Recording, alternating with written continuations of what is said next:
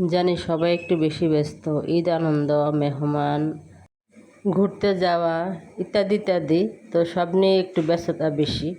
তা আমি আজকে শেয়ার করতে যাচ্ছি চিকেন রোস্ট। আসসালামু আলাইকুম। প্রথমে আমি দিয়ে দিলাম লবণ, তারপরে দিয়ে দিলাম একটু মরিচের গুঁড়ো। এখন আমি চুলাইতে একটা কড়াই বসিয়ে তেল দিয়ে দিলাম আর মাংসটাকে একটু ভালো করে মাখিয়ে নিলাম। এখন আমি একটা একটা করে দিয়ে দিলাম কড়াইতে গরম তেলের মধ্যে। আর নিচে লেগে যায় কিনা তার জন্য একটু নেড়ে দিলাম।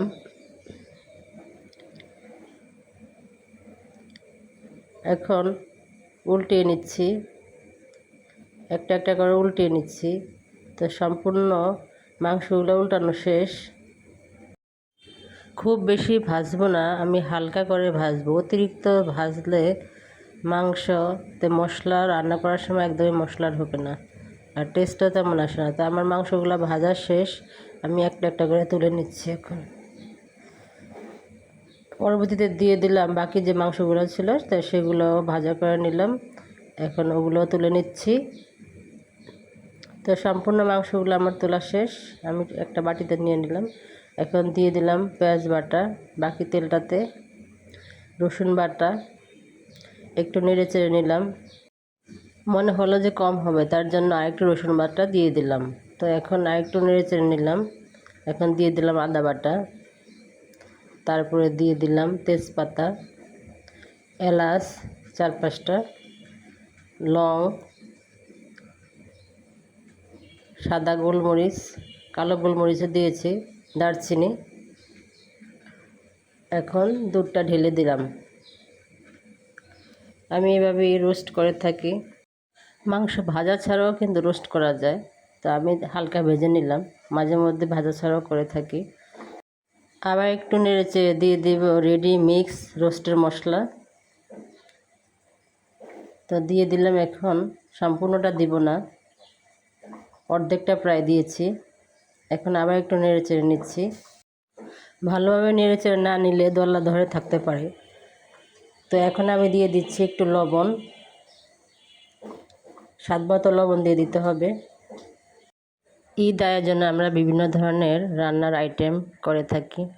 তো আমি এই রেসিপিটা আপনাদের সাথে শেয়ার করলাম, আপনাদের একটু হলেও উপকার হতে পারে তার জন্য।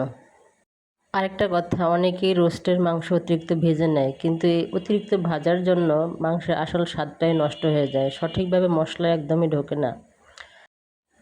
ঝোলটা যখন বলক উঠে আসলো, এখন আমি দিয়ে দিলাম লাল মরিচের গুঁড়া। এটা না দিলেও হবে, অনেকে কাঁচামরিচ দিয়ে থাকে। আমি এখন দিয়ে দিলাম ভেজে রাখা মুরগির মাংসগুলা। তো একটু নেড়ে চেড়ে নিচ্ছি, ভালো করে একটু নেড়ে চেড়ে নিতে হবে। তারপরে আমি আবার একটু ঝোল বাড়িয়ে দিয়েছি, কারণ একবারে ঝোল দিব আর ঝোল দিব না। এখন দিয়ে দিলাম টক দই, তারপরে দিয়ে দিলাম টমেটোর পেস্ট, এটা ব্লেন্ডারে করে নিয়েছি। তারপরে দিয়ে দিলাম বাদামের গুঁড়ো, এটাও আমি করে নিয়েছি বাসায়। তো এগুলা কিন্তু একদম হওয়ার কিছুক্ষণ আগে দিতে হবে, একদম আমি সর্বশেষে দিয়েছি। তো আমার রোস্টটা প্রায় হয়ে এসছে। এখন আমি দিয়ে দিচ্ছি পেঁয়াজ বেরেস্তা। পেঁয়াজ বেরেস্তাটা আমার আগে করা ছিল, আমি আগে করে রেখেছি। তো এখন দিয়ে দিচ্ছি কাঁচামরিচ, সুন্দর একটা ফ্লেভারের জন্য দিয়ে দিচ্ছি রোজ ওয়াটার। তো আমার রোস্টটা একদম রেডি হয়ে গেল। আমি এখন একটা বাটিতে ঢেলে নিব, একটা বাটিতে ঢেলে নিচ্ছি। তো আলহামদুলিল্লাহ কালারটা অনেক সুন্দর আসছে। আর একটু পেঁয়াজ বেরেস্তা দিয়ে দিচ্ছি আর একটু সৌন্দর্যের জন্য। তা আপনাদের কাছে কেমন লেগেছে? যদি ভালো লাগে তাহলে লাইক, কমেন্ট, শেয়ার এবং সাবস্ক্রাইব করে পাশে থাকবেন। আর আপনারা বাসায় তৈরি করবেন। আল্লাহ হাফেজ।